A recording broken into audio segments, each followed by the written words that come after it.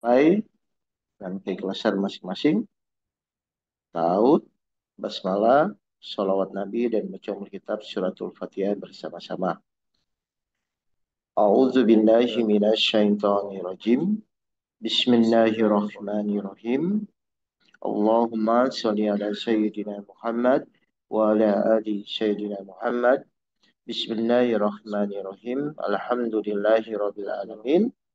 Ar-Rahmanir-Rahim. Maliki yaumiddin. Iyyaka na'budu wa iyyaka nasta'in. Ihdinas siratal mustaqim. Siratal ladzina an'amta 'alaihim ghairil maghdubi 'alaihim waladdallin. Amin. Amin. Ya rabbal alamin. Belum salah. Belum salah, Pak. Hah? Ya.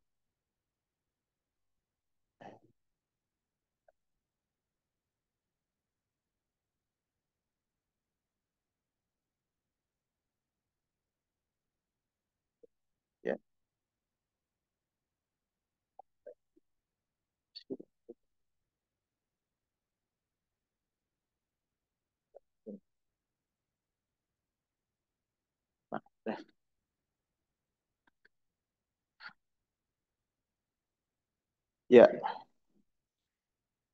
kajian ini judulnya sekarang kita akan membahas tentang bagaimana agar kita mulai mudah dicintai oleh Allah. Ya, karena Bapak Ibu sadari, ternyata suka tidak suka masuk surga itu bukan karena amal ibadah kita, bukan karena apa yang kita lakukan, tapi karena rahmat Allah. Sehingga yang paling utama adalah yang kita lakukan itu sampai Allah itu benar-benar merahmati kita, meridhoi kita, lalu insya Allah karena kasih sayangnya Allah, Allah masukkan dalam surganya. Ya. Nah, sekarang saya akan membahas betul atau tidak bahwa masuk surga itu memang karena rahmat Allah. Ya, kita mulai tadabbur Al-Qur'an ini ya di surat 89 ya. Surat 89 ayat 27 sampai ayat 30 ya. أعوذ بالله من الشيطان الرجيم بسم الله الرحمن الرحيم يا أيها النفس المطمئنة wahai jiwa yang tenang. Baik, Bapak Ibu sering dengar ya ayat ini kan agak populer ya. Wahai jiwa yang tenang. Terus Irji'i ila rabbiki radiyatan mardiyah. Kembalilah kepada Tuhanmu dengan hati yang ridho dan diridhoinya. baik, terus Wadkhuli fi ibadi, maka masuklah ke dalam golongan hamba-hambaku. Wadkhuli jannati, dan masuklah ke dalam surgaku. baik, perhatikan Bapak Ibu ya. Jadi di sini yang pertama Allah memanggil wahai jiwa yang tenang. Ya, nanti kita akan bahas bagaimana menuju jiwa yang tenang kan gitu aja ya. Lalu yang kedua, setelah masuk golongan jiwa yang tenang, terus Allah menyampaikan masuklah ke dalam golongan hamba-hambaku. Jadi masuk dulu ke dalam hambanya Allah.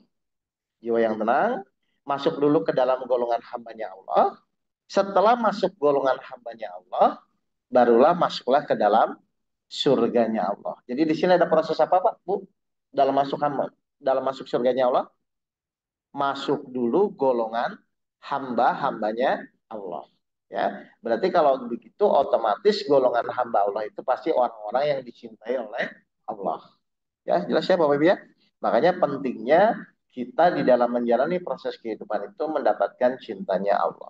Berarti sekarang kita akan fokus bagaimana di dalam proses perjalanan di dunia ini agar kita masuk golongannya hambanya Allah, dicintai Allah, lalu masuk ke dalam surganya Allah. Karena semua yang hadir di sini termasuk saya pasti menginginkan hidupnya bahagia dunia dan akhirat. Di dunia Bapak Ibu bahagia dan di akhirat pun Bapak Ibu masuk surga. Kan itu tolak ukurnya. Sehingga kita melakukan ibadah, haji, umroh dan lain-lain seperti itu. Baik, bagaimana caranya ya agar kita masuk orang-orang yang dicintai oleh Allah? Saya akan fokus kepada satu caranya dulu ya. biar Bapak Ibu nanti bisa menjalani. Ya. Kita buka surat 3 ayat 159. Bagaimana agar kita bisa masuk ke dalam golongan hamba-hamba yang dicintai oleh Allah. Surat Ali Imran ayat 159. Silakan. Wa bima rahmatin minallahi linta lahum walau kunta faddan ghalidhal qalbi lan faddu min hawlik fa'fu anhum wastaghfir lahum wasyawirhum fil amr fa idza azamta fatawakkal 'ala Allah innallaha yuhibbul mutawakkilin. Artinya, maka berkat rahmat Allah engkau Muhammad berlaku lemah lembut terhadap mereka. Sekiranya kamu bersikap keras dan berhati kasar, tentulah mereka menjauhkan diri dari sekitarmu. Karena itu, maafkanlah mereka dan mohonkanlah ampun untuk mereka dan bermusyawarah dengan mereka dalam urusan itu. Kemudian, apabila engkau telah membulatkan tekad, maka bertawakallah kepada Allah. Sungguh Allah mencintai orang yang bertawakal.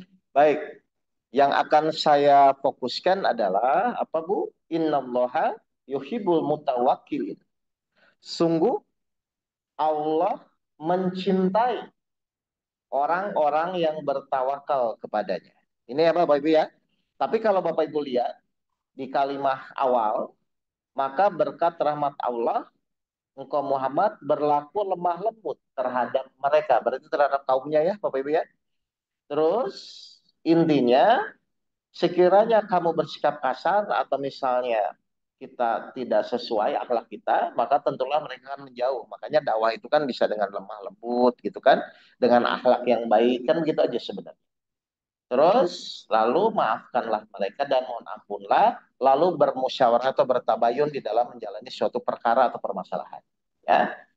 Terus seperti itu, tapi ujung-ujungnya apapun yang dilakukan ternyata Bapak Ibu harus bertawakal kepada Allah. Kenapa harus bertawakal kepada Allah? Karena Allah mencintai orang-orang yang bertawakal kepadanya. Nah, yang akan saya membahas adalah tawakal itu apa? Karena kebanyakan orang kalau ditanya, ya tawakal aja Ustadz. Katanya begitu kan? Baik, menurut Bapak Ibu, ini kita diskusi ya. Menurut Bapak Ibu, tawakal itu apa, Bapak Ibu? Tawakal, tawakal, Menyerahkan diri, berserah diri. berserah diri. Yang diserahkan apa? Semua keurusan kejadian. Diri. Oh, diri mati dong nanti. Baik, jadi tawakal itu, saya ulang dulu ya. Tawakal itu adalah kita diawali dari berikhtiar semaksimal mungkin. Ingat ya, semua orang ketika mempunyai suatu permasalahan wajib gak ikhtiar? Ikhtiar. Jadi tawakal itu diawali dari kita berikhtiar semaksimal mungkin. Ya. Setelah ikhtiar, kira-kira muncul hasil nggak Bapak Ibu? Misalnya kita pergi ke dokter, ikhtiar, hasilnya bisa sembuh, bisa masih sakit. Betul? Kita misalnya menyampaikan kepada suami, kepada istri, hasilnya bisa suami nurut atau tidak nurut. Kan begitu kan Bapak Ibu ya? Jadi tawakal itu diawali dari ikhtiar, tapi dia sadar bahwa nanti hasil apapun yang Allah putuskan itu kembali lagi kepada urusan Allah. Makanya Bapak Ibu nanti di dalam ikhtiar, niatnya itu menentukan hasil atau bertawakal kepada Allah. Halo? Bapak Ibu selama ini ikhtiar niatnya menentukan hasil atau bertawakal kepada Allah? Jadi nggak penting tawakal. Padahal tawakal itu apa? Tadi bukan. Allah apa jadinya? Innallaha yuhibbul mutawakkilin. Allah sungguh Allah mencintai orang-orang yang bertawakal kepada Allah. Sarananya adalah ujian. Kan begitu harusnya. Ujian itu dipakai oleh Allah adalah Allah akan melihat mana orang-orang yang bertawakal kepadanya, mana yang orang-orang hanya fokusnya kepada hasil gitu loh Bapak Ibu. Makanya kita akan kupas ini jangan-jangan selama ini Bapak Ibu tuh ikhtiar niatnya bukan bertawakal, tapi niatnya hanya ingin menentukan hasil. Makanya kalau hasilnya tidak sesuai biasanya menerima atau kecewa? Berarti tujuan Bapak Ibu hasil atau tawakal? Itu disuruh siapa begitu?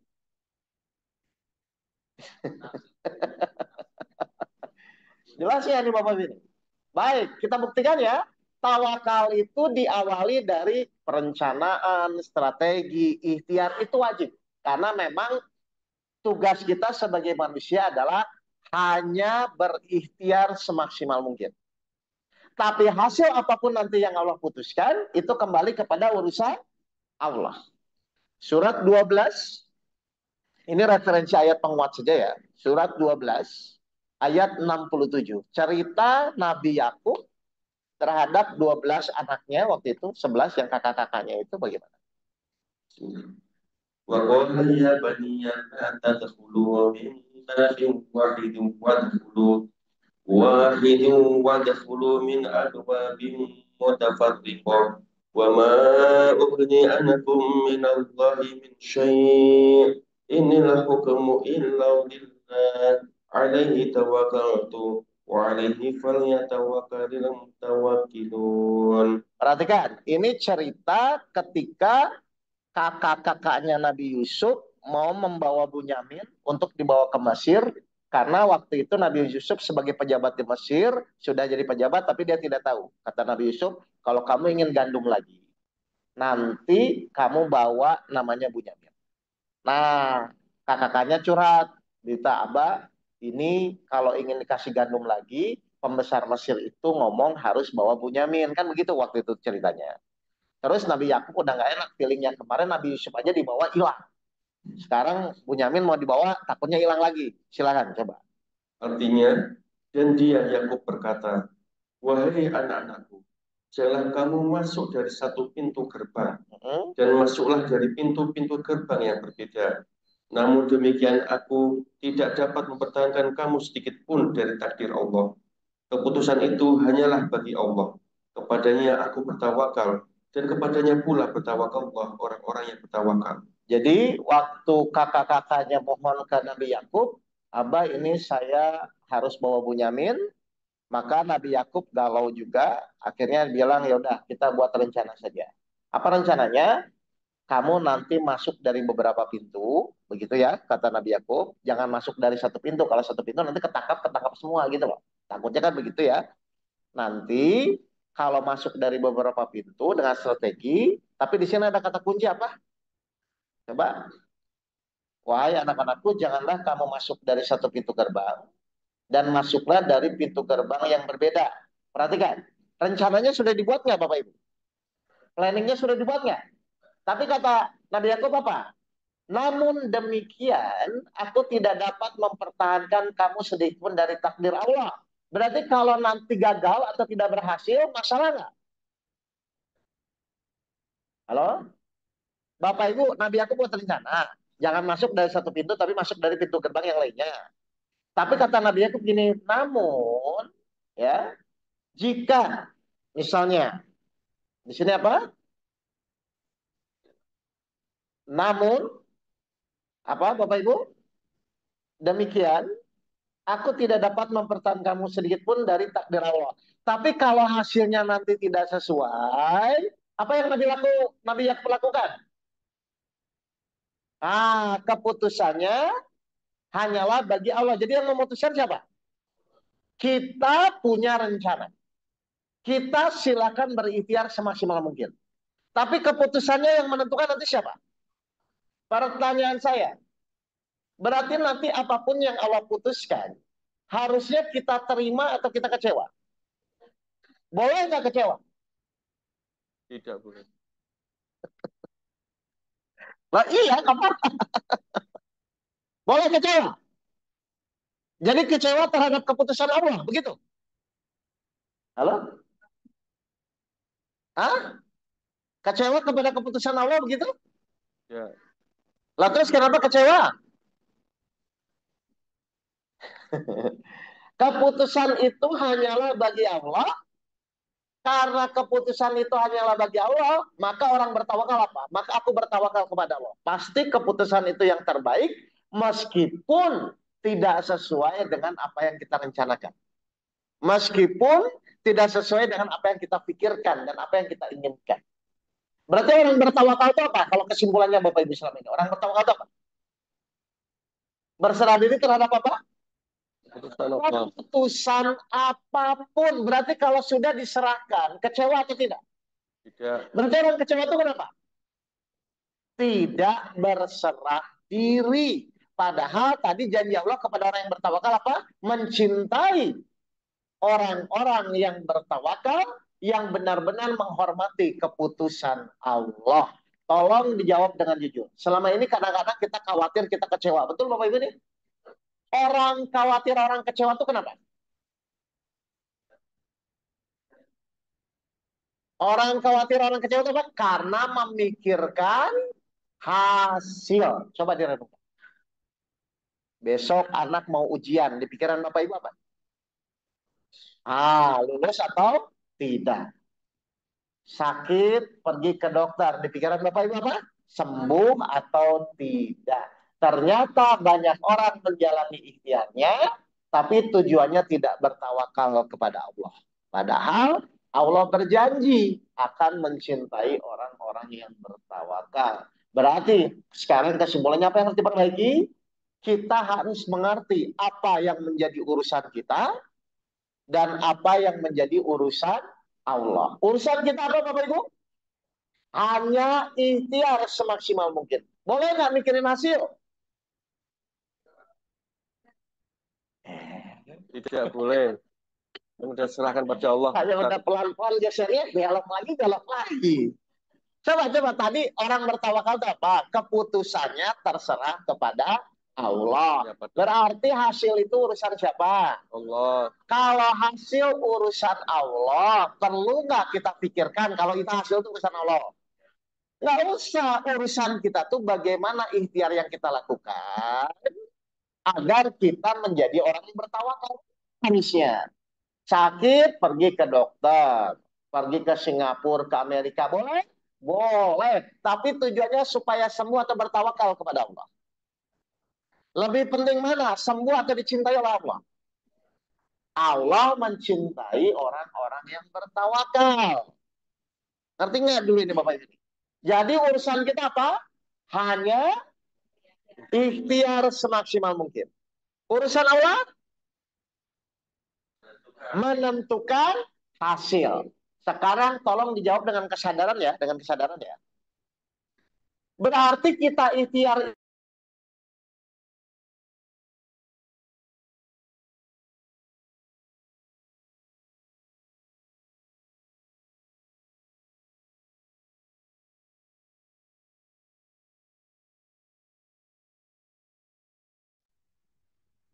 Kemana ini ngilang ngilang?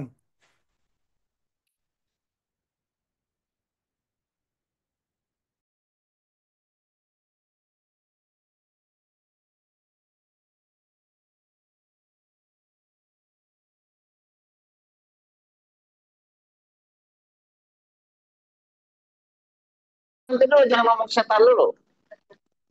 Ayo, seharusnya tidak kan? Berarti pertanyaan saya Bapak Ibu mau pertahankan seperti ini terus? Ikhtiar untuk menentukan hasil atau mulai belajar bertawakal kepada Allah? Belajar ya Bapak Ibu ya, karena ternyata tadi kesimpulannya maksud surga itu bukan karena ibadah kita. Karena rahmat Allah, karena kita dicintai oleh Allah, tadi di surat 89, 27-30 itu, baru Allah memasukkan ke dalam surganya. Jadi saya ulang dulu ya. Jadi silakan Bapak Ibu berikhtiar, tapi tujuannya untuk bertawakal. Berarti cirinya orang bertawakal apa? Tidak kecewa, tidak khawatir terhadap apapun yang Allah putuskan. Kenapa Bapak Ibu wajib menerima keputusan Allah? Surat 6 ayat 57. Kenapa Bapak Ibu wajib menerima keputusan Allah? Surat 6 ayat 57. Bismillahirrahmanirrahim. Qul inni ala bayyinatin min rabbi wa kadzdzabtum bih ma indi ma tasta'jiluna bih inil hukmu illa lillah yaqushul haqqa wa huwa khairul fakirin. Baik, silakan. Katakanlah Muhammad, Aku berada di atas keterangan yang nyata Al-Quran dari Tuhanku, sedang kamu mendustakannya. Bukanlah kewenanganku untuk menurunkan azab yang kamu tuntut untuk disegerakan kedatangannya. Menetapkan hukum itu hanyalah hak Allah. Dia menerangkan kebenaran dan dia memberi keputusan yang terbaik. Wahwa khairul fasilin. Apa Bapak Ibu? Dialah pemberi keputusan yang terbaik. Terbaik itu apa Bapak Ibu? Berarti nanti kalau Allah memutuskan, Bapak Ibu yakin nggak bahwa itu yang terbaik? Berarti yang terbaik itu yang kita inginkan atau yang Allah putuskan? Tar dulu direnungkan. Ini ngomong tuh harus sesuai ya, Bapak Ibu ya. Saya ulang lagi. Berarti yang terbaik itu yang Allah putuskan atau yang kita inginkan? Kalau memang Bapak Ibu yakin yang terbaik itu yang Allah putuskan, harusnya mudah menerima atau sulit menerima. Kalau begitu masalahnya apa? Nah, memang gak ada masalah, Bapak Ibu aja cari masalah. Keputusan apa yang terbaik, Bapak Ibu nggak terima, ini kan repot ini. Saya ulang, berarti selama ini Allah menyuruh ikhtiar tujuannya untuk apa? Bertawakal kepada Allah, kita ikhtiar maksimal, dan kita siap menerima keputusan Allah. Mau sesuai atau tidak, kalau Allah sudah putuskan, kita menerima dengan lapang dada. Itu namanya berserah diri terhadap hasil apapun yang Allah putuskan. Nah, Ibu Bapak mulai latih nih. Karena tidak setiap rencana kita itu pasti terwujud. Tidak setiap keinginan kita pun pasti terwujud. Karena Allah tetap tahu apakah itu baik untuk kita atau tidak. Berarti tugas kita hanya berikhtiar. Saya ulang ya. Tugas kita hanya berikhtiar. Yang memutuskan hasil siapa? Tolong dijawab. Kalau Allah sudah memutuskan, bisa berubah nggak? Kalau sudah memutuskan, tidak bisa berubah ya. Kalau tidak bisa berubah, Bapak Ibu mau kecewa atau tidak pun, kira-kira kalau tidak bisa berubah, lebih baik menerima atau tidak menerima?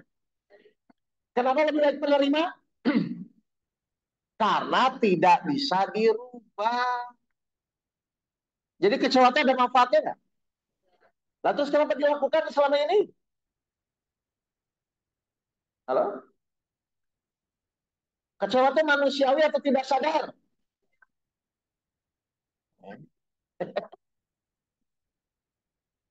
Ya kan kecewa tidak kecewa kan keputusan Allah tidak bisa berubah. Ibu mau kecewa keputusan Allah tetap tidak berubah, mau menerima pun keputusan Allah tetap tidak berubah. 17 ayat 77. Kan kalau tidak berubah ngapain kecewa Bapak Bu? Berarti setelah itu tinggal kita ikhtiar bagaimana agar Allah mau menerima. Surat 17 Al-Isra ayat 77.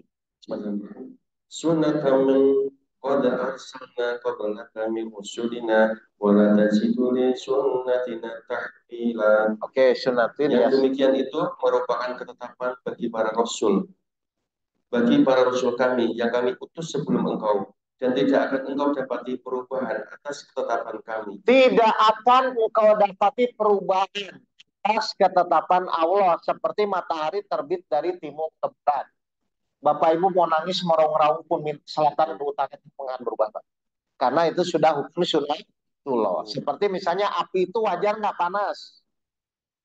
Api itu panas atau dingin? Panas. Perlu nggak dibahas api itu panas? Tidak. Kenapa? Sunatullah. Itu adalah sunnatullah, itu ketetapan. Berarti ketika Allah memutuskan suatu perkara, Allah memutuskan suatu kejadian, wajar nggak?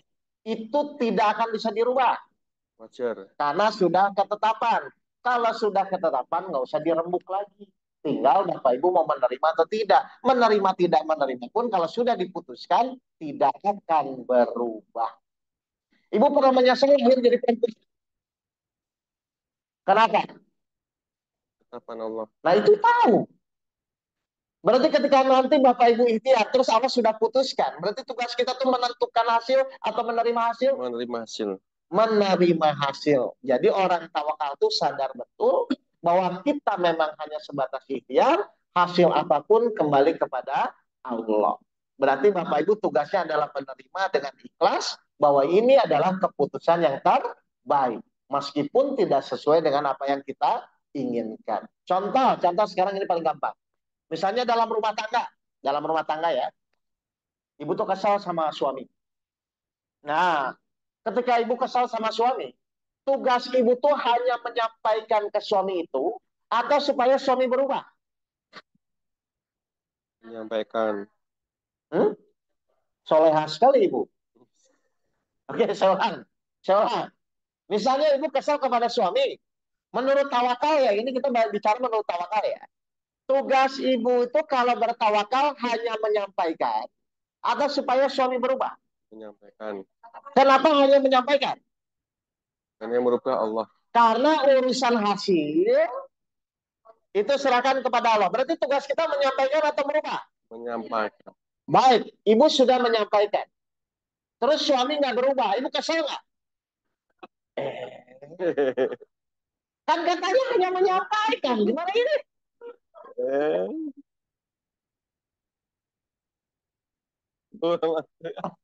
Ngomel. Loh kalau marah-marah tuh berarti menyampaikan atau berubah? Lalu kan tadi saya bilang, urusan hasil, urusan siapa? Lebih kan urusan Allah, tugas Bapak Ibu hanya menyampaikan. Oh, cara menyampaikannya gimana? Iya, makanya saya mau sadarkan, orang marah, orang kecewa itu pasti niatnya bukan menyampaikan dari awal. Pasti niatnya ingin merubah. Makanya Allah akhirnya biarkan nggak berubah-berubah.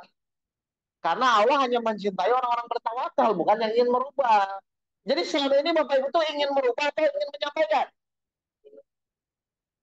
Loh, saya buka ayatnya kalau gitu ya. Al-Baqarah 272.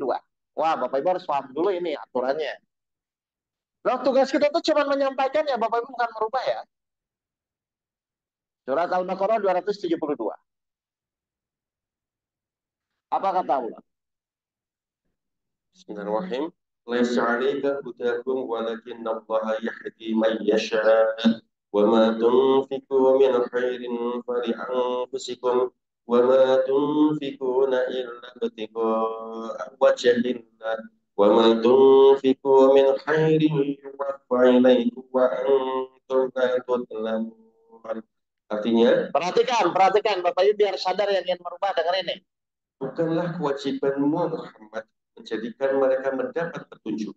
Selevel Nabi Muhammad saja itu diperintah Allah merubah atau menyampaikan.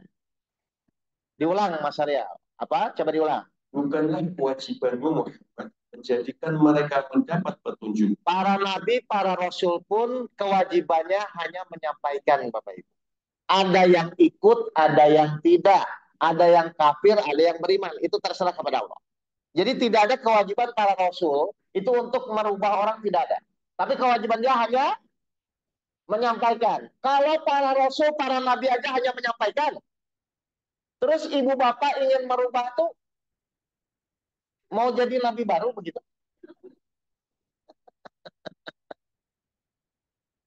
Coba Bapak Ibu. Sekali lagi diulang. Bukanlah kewajibanmu Muhammad menjadikan mereka mendapat petunjuk. Tetapi Allah lah yang memberi petunjuk kepada siapa yang Dia kehendaki. Coba, berarti tetap yang akan merubah, yang akan memberikan hidayah petunjuk siapa? Allah akan merubah pasangan kita setelah kita apa? Setelah kita niatnya hanya bertawakal, hanya menyampaikan kepada Allah, berserah diri. Ya Allah, saya sudah menyampaikan. Mau suami saya, mau istri saya berubah atau tidak, kembali kepadamu. Besok sampaikan lagi. Besok sampaikan lagi. Tapi niat menyampaikan bukan untuk merubah, ini penting Bapak Ibu. Ya. Jadi tawakal itu apa? Salah satunya hanya menyampaikan, hanya berikhtiar, hanya berobat, hanya berusaha. Hasil apapun nanti yang Allah putuskan, urusannya kembali kepada Allah. Jadi tolong hargai ya, mana urusan kita sebagai makhluk, mana urusan Allah sebagai Tuhan kita. Mohon maaf, kita boleh nggak ikut campur urusan Allah? Nah, terus Bapak Ibu marah-marah emosi itu apa itu? Hah? Oke. Nih, sekarang saya akan kupas dulu 3 metodologinya biar Bapak Ibu sadar ya. 1, betul atau tidak kita tidak bisa menentukan hasil. Betul. Ayo, siapa yang bisa menentukan hasil? Hanya Allah. Kalau orang bisa menentukan hasil, orang kaya semua, Bu. Kalau orang bisa menentukan hasil, orang bahagia semua. Kenyataannya orang tidak bisa menentukan hasil kan? Tapi hanya berencana. Berarti kita bisa nggak menentukan hasil? Tidak. Yang kedua. Betul atau tidak? Hanya Allah yang bisa menentukan hasil. Baik, saya rangkai 2 hal ini. 1, kita tidak bisa menentukan hasil. Dan hanya Allah yang bisa menentukan hasil. Pertanyaannya, berarti wajar nggak kita menyerahkan urusan hasil kepada Allah? Berarti kalau ada orang yang ikut campur urusan hasil, berarti dia kurang aja. Karena hasil itu urusan Allah, dan kita berserah bahwa hasil apapun pasti yang terbaik. Karena keputusan itu tetap Allah yang menentukan. Jadi di mana selama ini kesalahan kita, Bapak Ibu? Kita ikut campur urusan Allah dalam menentukan hasil. Tolong dijawab. Bapak Ibu mau nggak dicampuri urusan rumah tangga? Bapak Ibu aja nggak mau diikut campuri urusan rumah tangga.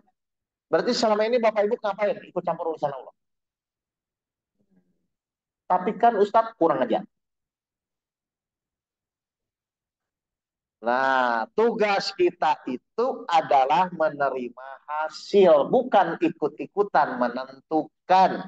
Berarti tawakal itu apa? Berikhtiar semaksimal mungkin, dan hasilnya terserah kepada Allah. Mau sesuai tidak sesuai, kita tetap meyakini bahwa itu tetap hasil yang terbaik. Maka kalau Bapak Ibu bisa begitu, sesuai tadi di surat 3 ayat 159, sungguh Allah akan mencintai orang-orang yang bertawakal kepadanya. Jadi silakan ikhtiar semaksimal mungkin, tapi ketika nanti hasilnya Allah putuskan, tugas kita menerima dengan keridhaan, baik ya Allah, meskipun tidak sesuai saya terima. Nah, sikap menerima itu yang membuat Allah mencintai Bapak Ibu. Maka dimasukkan ke dalam golongan hambanya, lalu dimasukkanlah oleh Allah ke dalam surganya. Gara-gara bertawakal. Jadi tugas Bapak Ibu itu menyampaikan kepada pasangannya atau merubah. Mulai hari ini awas ya. Kok saya jengkel, pasti ingin merubah. Itu salah ya Bapak Ibu ya. Jadi silahkan menyampaikan kepada suaminya, kepada istrinya. Tapi kalau jengkel berarti pasti ingin merubah. Kira-kira lebih mudah menyampaikan atau merubah? Menyampaikan. Nah, itu dikasih yang mudah, pengen yang sulit sih Bapak Ibu. Kalau merubah itu sulit atau mudah? Sulit. Kalau menyampaikan? Bapak Ibu pengen yang mudah atau yang sulit? Ya sulit lah. Tapi kurang tantangan ya, kalau begitu ya. Pengennya yang merubah-merubah gitu ya. Nah, emosinya mubazir. Ada ya istilah emosi mubazir ya. Kata ya Bapak Ibu ya. Maka perhatikan ya, kalau Bapak Ibu bertawakal, akhirnya Bapak Ibu jadi tenang. Kenapa? Emosi jadi tenang. Kenapa? 16 ayat 99. Ini berkaitan sekali soalnya Bapak Ibu. Pokoknya kalau sudah niat kita hanya menyampaikan, itu emosi terkontrol. Surat 16, An-Nahl ayat 99. Kenapa nanti orang bertawakal itu akan jadi tenang dan emosinya akan stabil? Perhatikan. Innahu laisa lahu sultanun 'alal ladzina amanu wa 'ala rabbihim yatawakkalun. Sungguh setan itu tidak akan berpengaruh terhadap orang yang beriman dan bertawakal kepada Tuhan. Setan itu tidak akan berpengaruh kepada orang yang beriman dan bertawakal kepada Allah. Kenapa orang tawakal dilindungi oleh Allah? Karena orang tawakal itu tahu adab. Mana ikhtiar tugas dia, mana tugas Allah di dalam menentukan. Makanya Allah akan lindungi. Makanya ketika Bapak Ibu niatnya hanya menyampaikan kepada Allah, setan ganggu Allah jaga. Setan ganggu Allah jaga. Seperti itu Bapak Ibu. Jadi silakan nanti berlatih ya dengan masalah yang dihadapi. Cuman ingat, hasil itu sepenuhnya urusan siapa? Biarkan itu jadi urusan Allah. Tugas kita hanya berikhtiar semaksimal mungkin. Kenapa harus maksimal? Ikhtiarnya. Kenapa kita harus ikhtiar maksimal? Supaya tidak menyesal. Kalau sudah maksimal, apa yang disesalkan kan? Loh, saya udah maksimal. Pokoknya saya udah ngomong ke istri saya. Udah ngomong, besok ngomong lagi, besok ngomong lagi. Tapi kalau istri tidak berubah-berubah, Bapak terima ke emosi, Pak? Alhamdulillah.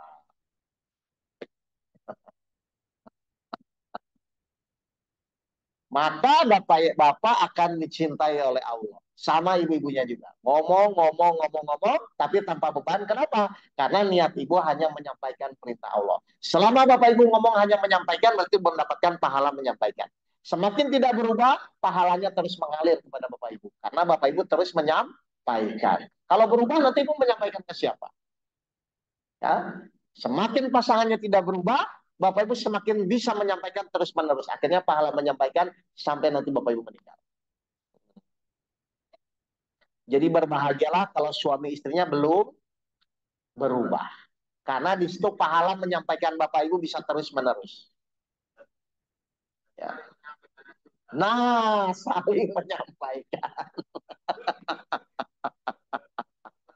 Ya, silakan, silakan. Baik, bagus.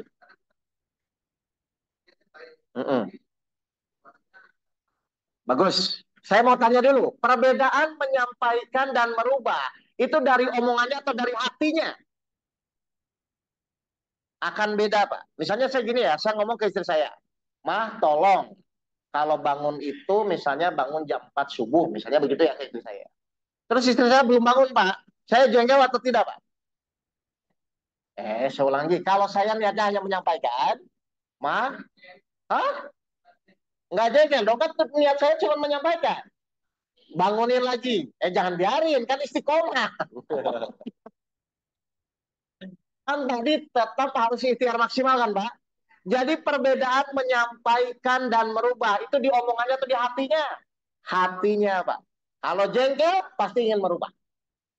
Kalau tenang, biasa saja tanpa beban, pasti itu menyampaikan. Nah, kira-kira yang akan Allah cepat tolong, yang mana? Hanya menyampaikan. Bahkan Rasul pun waktu itu, Pak, dia sudah berusaha, sudah ikhtiar agar pamannya itu masuk Islam, Abu Thalib itu ya. Yeah. Tapi apa yang Allah lakukan? Surat 28 ayat 56. Ditegur, Bapak. Sudah, pokoknya tugas kamu menyampaikan. Nggak usah begitu. Nanti terserah Allah memberi hidayah atau tidak kepada pamannya. Coba perhatikan. Bismillah. Innaka la tahdi man ahbabta walakinna Allah yahdi man yasha wa huwa 'alamu bil muhtadin. Coba perhatikan ya kalimat berikutnya. Sungguh engkau Muhammad tidak dapat memberi petunjuk kepada orang yang engkau kasihi. Selevel Nabi Muhammad saja tidak bisa, Pak, memberi petunjuk kepada pamannya untuk masuk Islam, Bapak Ibu. Berarti tugas Nabi memang hanya menyampaikan. Terus kata Allah apa ditegaskan? Tetapi Allah memberi petunjuk kepada orang yang Dia kehendaki. Berarti terserah Allah apakah diberikan hidayah atau tidak, apakah dirubah atau tidak. Berarti tugas kita adalah membersihkan hati kita, ingat, sadar dari awal, oh, kepada anak, kepada istri, kepada suami, saya hanya menyampaikan petunjuk Allah. Mau berubah, tidak berubah, itu urusan siapa? Kalau urusan Allah, biarkan jadi urusan Allah. Urusan kita tetap ikhtiar hanya menyampaikan. Kira-kira kalau begitu hidup jadi ringan atau berat? Nah, Bapak Ibu ingin yang ringan atau yang berat? Nah, gitu dong. Ngapain pusing-pusing yang bukan urusan kita? Ya, oh kalau nggak berat nggak seru. Memang manusia itu, Pak, kalau saya diskusi biasanya, kalau bisa dipersulit, ngapain dipermudah? Biasanya begitu. Pokoknya pengennya itu yang sulit-sulit. Kayak gini lah, mohon maaf ya. Ini hal yang paling gampang. Bapak Ibu selama ini ikhtiar, tujuannya untuk menyelesaikan masalah atau supaya ditolong Allah? Enggak, jujur saya ini Bapak Ibu kalau ikhtiar biasanya tujuannya untuk menyelesaikan masalah itu supaya ditolong Allah. Padahal lebih mudah mana menyelesaikan masalah itu ditolong Allah. Terus kenapa Bapak Ibu pilih untuk menyelesaikan? Nah, itu Pak sebenarnya. Jadi hal-hal yang begini tuh harusnya dari awal Bapak Ibu harus sadari. Iya ya, kan kalau Allah nolong semua masalah pasti beres, mau besar atau kecil. Berarti silakan berikhtiar dalam rangka supaya ditolong Allah. Bagaimana? Mulailah bertawakal di dalam berikhtiar agar Allah mau menurunkan pertolongannya. Kenapa pasti ditolong? Allah mencintai orang-orang yang bertawakal kepadanya. Jelas ya, Bapak Ibu ya? Jadi tugas kita apa nanti? Hanya, pakai hanya ya. Hanya itu berarti satu atau dua? Satu. Tugas kita hanya menyampaikan. Boleh nggak merubah? Ya. Alhamdulillah. Berarti cirinya kalau masih marah-marah berarti ingin merubah atau menyampaikan? Merubah. Pasti ingin merubah. Baik, ada pertanyaan lagi? Oh, pada diem ini. Silakan, silakan Pak.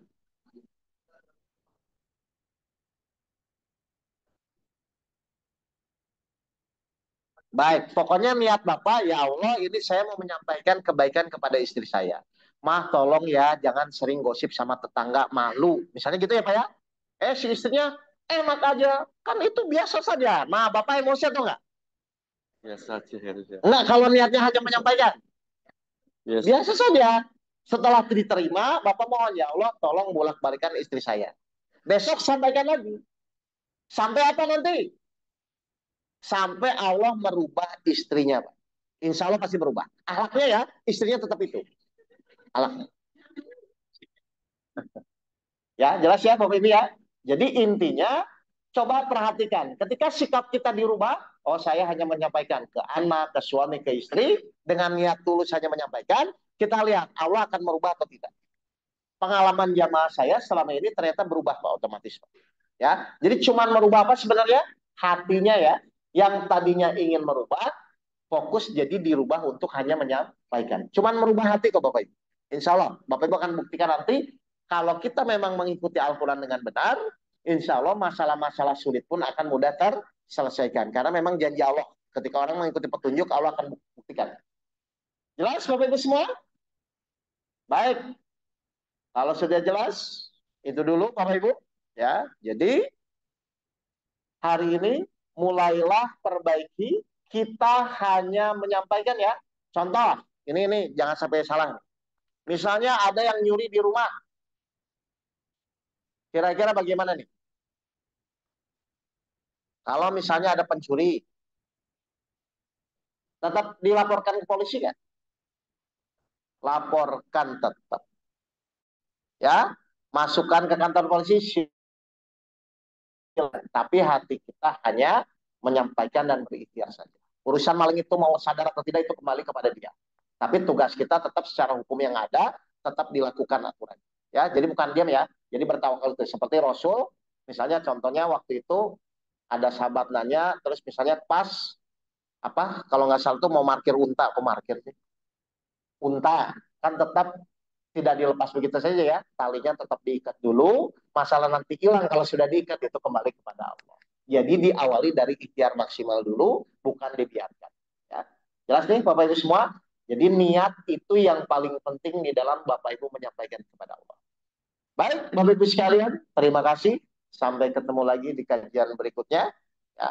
Mari kita tutup dengan bacaan hamdalah dan doa kafaratul majelis bersama-sama. Alhamdulillahirabbil alamin. Subhanallahumma wa bihamdika asyhadu an la ilaha illa anta astaghfiruka wa atubu ilaik. Assalamualaikum warahmatullahi wabarakatuh. Waalaikumsalam warahmatullahi wabarakatuh.